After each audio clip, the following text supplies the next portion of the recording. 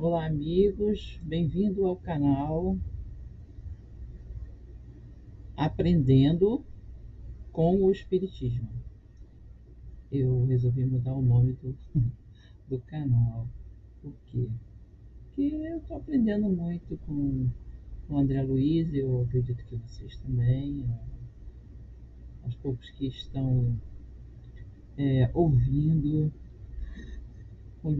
o livro que eu estou apresentando a vocês agora, que é Os Mensageiros.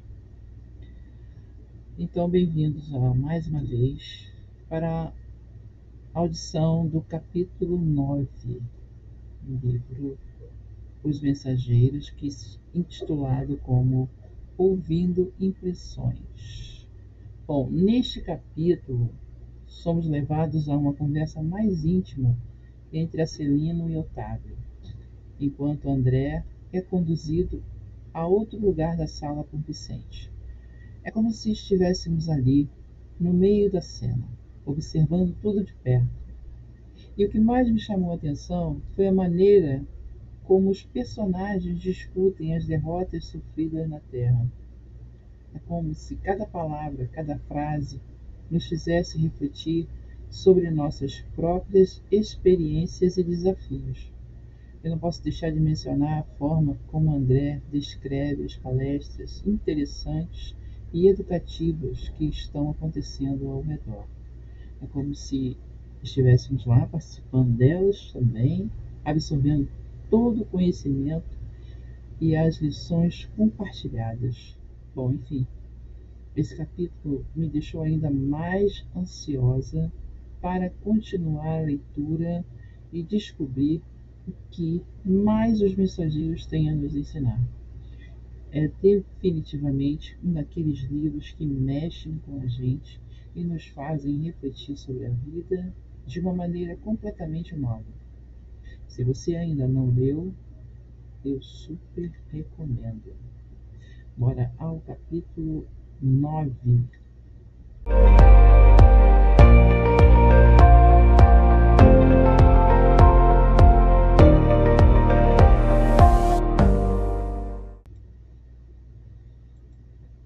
Este trecho é do livro Os Mensageiros, de André Luiz. O livro é o segundo volume da coleção A Vida do Mundo Espiritual. Deixando Acelino em conversação mais íntima com Otávio, fui levado por Vicente a outro ângulo da sala. Muitos grupos se mantinham em palestra interessante e educativa, observando eu que quase todos comentavam as derrotas sofridas na Terra. Bom, no capítulo 9 de Os Mensageiros, intitulado Ouvindo Impressões, André e Vicente participam de uma conversa esclarecedora no Ministério da Regeneração. Eles observam grupos de espíritos que discutem suas experiências terrenas, especialmente as falhas e derrotas que enfrentaram. Essas conversas são vistas como educativas e construtivas, pois permitem que os espíritos reconheçam seus erros e aprendam com eles para não repeti-los no futuro. André Luiz, que acompanha as discussões e reflete sobre a importância do autoconhecimento e da autoavaliação.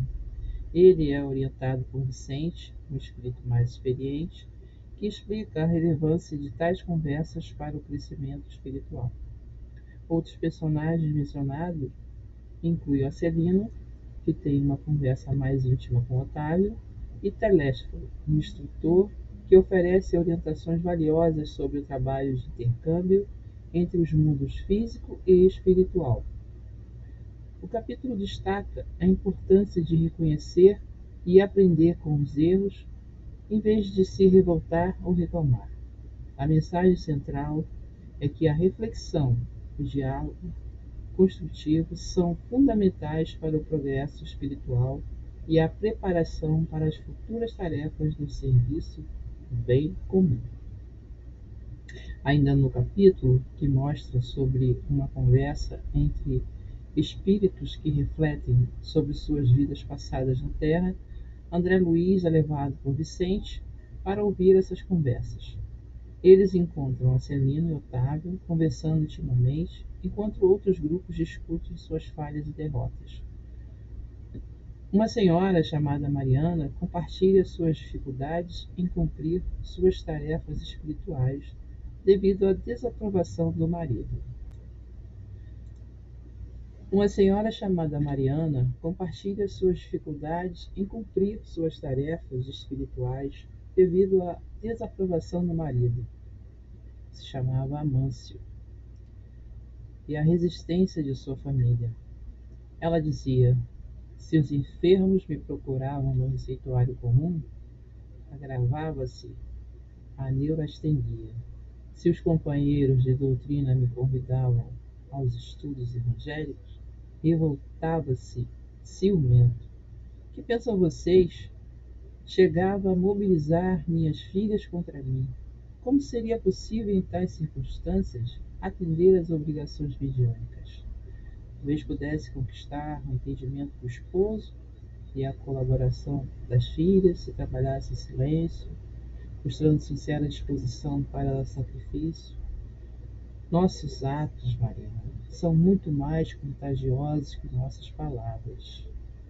Ela é assim aconselhada por outra senhora, que sugere que Mariana poderia ter encontrado tempo para o bem, mesmo com as dificuldades, e que deveria ter agido mais e falado menos. Mariana então completa dizendo: não executei minha tarefa mediúnica em virtude da irritação que me dominou, dada a indiferença dos meus familiares pelos serviços espirituais. Nossos instrutores aqui muito me recomendaram antes que, para bem ensinar, é necessário exemplificar melhor. Entretanto, por minha desventura, tudo esqueci no trabalho temporário na Terra. Essa conversa destaca, então, a importância de aprender com os erros, trabalhar em silêncio e dar o exemplo, em vez de apenas aconselhar os outros. Mostra também como as discussões e conflitos podem impedir o progresso espiritual. André Luiz segue contando tudo para a gente. Vicente está apresentando um amigo para André Luiz. Do lado deles, acontece uma conversa entre duas senhoras. Enquanto isso, um grupo de senhoras discute sobre os erros do passado. Afinal, Ernestina indagava uma delas, a mais jovem. Qual foi a causa do seu desastre? Apenas o medo, minha amiga, explicou-se interpelada. Tive medo de tudo e de todos. Foi o meu grande mal. Mas como tudo isso impressiona, você foi muitíssimo preparada. Recordo-me ainda das nossas lições em conjunto. As instrutoras do esclarecimento confiavam extraordinariamente em seu concurso. Seu aproveitamento era um padrão para nós outras.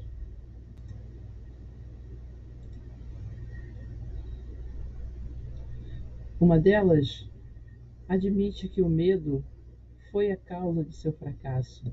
Ela tinha medo de tudo, e isso a impediu de fazer o bem. Benita, uma outra senhora, lembra como Ernestina era bem preparada, mas então ela reconhece que não confiou nas pessoas e isso a fez falhar. Ela comenta então: preparei-me bastante para resgatar antigos débitos e efetuar edificações novas. Contudo, não vigiei como se impunha. O chamamento ao serviço ressoou no tempo próprio, orientando-me o raciocínio a melhores esclarecimentos. Nossos instrutores me proporcionavam os mais santos incentivos, mas desconfiei dos homens, dos desencarnados e até de mim mesmo. Então, aqui, amigos, como vemos, olha como a espiritualidade amiga está sempre ao nosso lado, e por não vigiar, não orar, não vigiar, não se vigiar, ela saiu em outro rumo e acabou se desviando do seu caminho. Uma outra senhora diz que deveríamos fazer coisas úteis para todos, apesar dos desafios. Ernestina entende que seu medo de ser enganada a fez perder uma grande oportunidade. E André Luiz ouve e aprende, e mais à frente um homem chega e diz: eu admito que falhei, porque dependia muito da minha esposa, Adélia, para manter o equilíbrio. Ele percebeu que deveria ter estado pronto para servir em qualquer situação, mesmo sem ela. Ele diz em tom forte: reconheço que falhei de servir, e muito espiei nas regiões inferiores, mas aguardo novos recursos da providência. Falou-lhe alguém. Faltou, porém, bastante orientação para o seu caminho? Explicou. Esclareceu o primeiro. Faltou-me o amparo da esposa. Enquanto a tive ao meu lado, verificou-se profundo equilíbrio em minhas forças psíquicas. A companhia dela, sem que eu pudesse explicar, compensava-me todo o gasto de energia mediúnica. Minha noção de balanço estava nas mãos de minha querida Adélia. Esqueci-me, porém, de que o bom servo deve estar preparado para o serviço do Senhor em qualquer circunstância. Neste trecho, um personagem que não tem nome mencionado está refletindo sobre sua vida. Ele fala que não aprendeu a se conformar com a dificuldade e sempre teve medo de estar sozinho. Quando sua esposa morreu, ele se sentiu perdido e tentou substituí-la, mas isso acabou mal.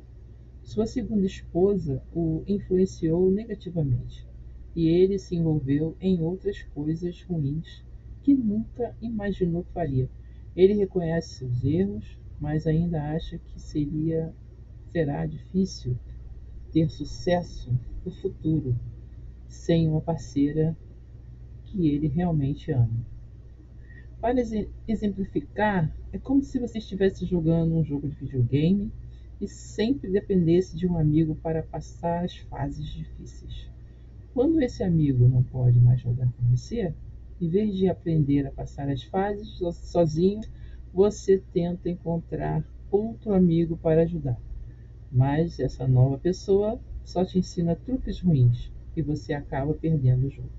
Mesmo sabendo que errou, você ainda sente que precisa de um bom amigo para conseguir vencer.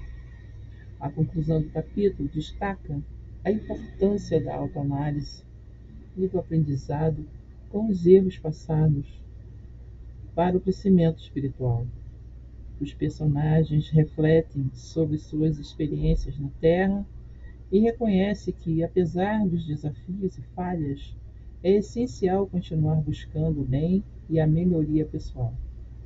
A história nos ensina que o medo, a desconfiança e a dependência podem nos desviar do caminho certo.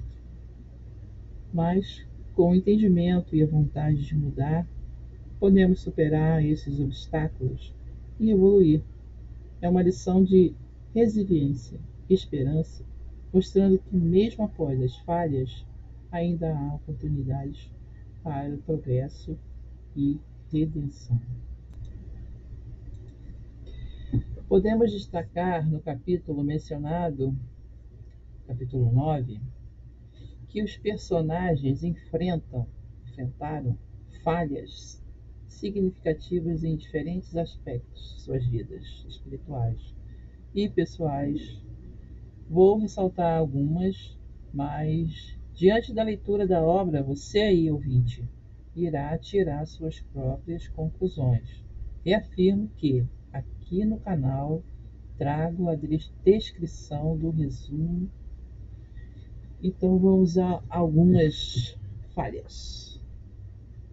Medo e falta de confiança.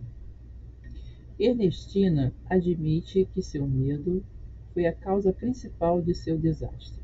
Ela permitiu que o medo a dominasse, prejudicando sua capacidade de agir e de cumprir suas responsabilidades espirituais.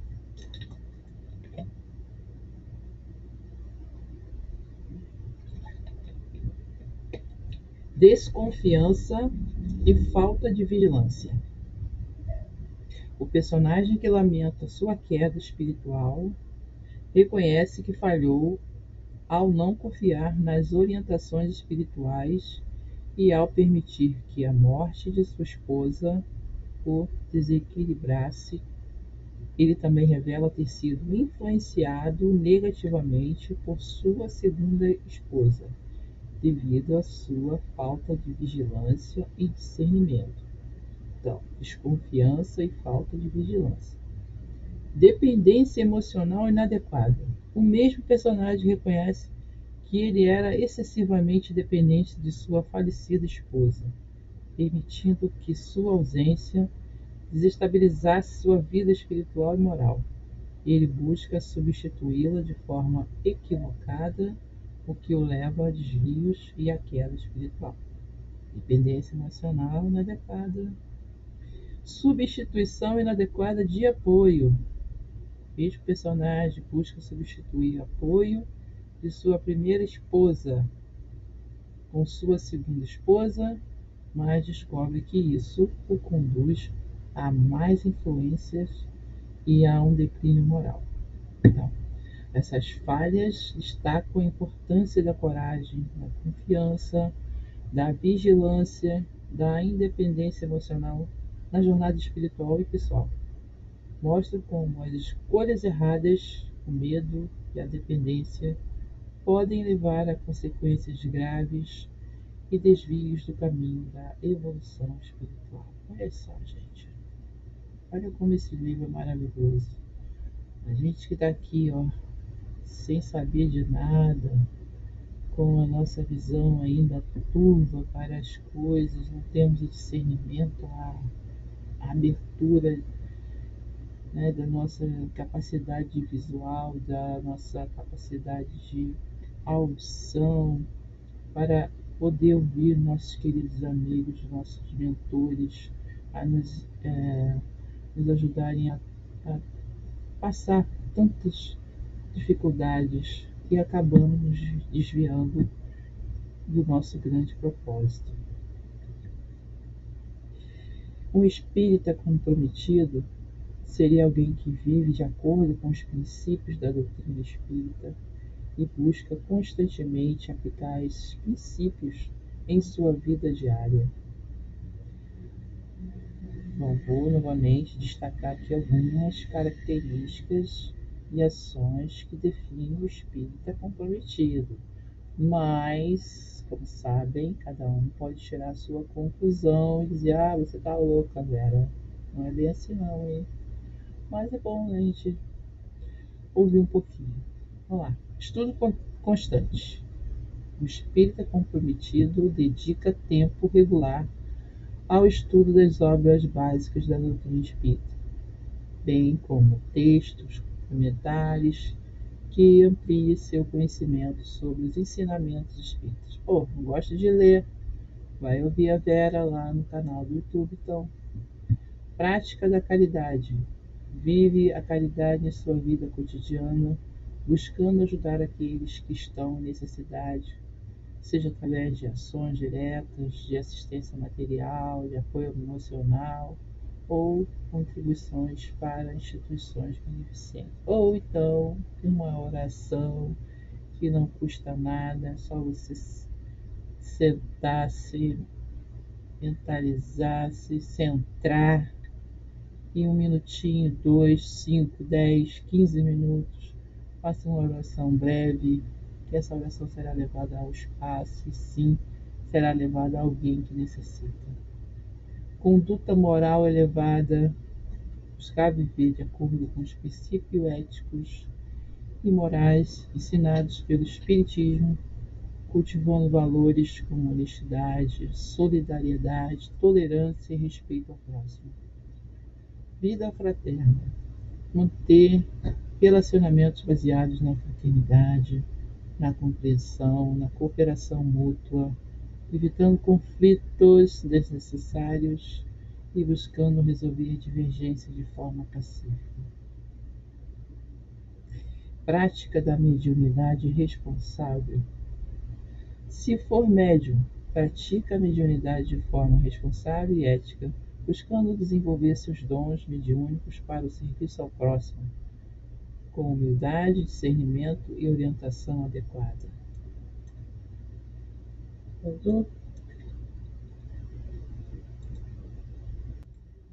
Em resumo, um espírita comprometido é alguém que vive de acordo com os princípios espíritas, colocando em prática os ensinamentos de amor, caridade e fraternidade no seu dia a dia, com o objetivo de promover a própria evolução espiritual e contribuir para o progresso da humanidade.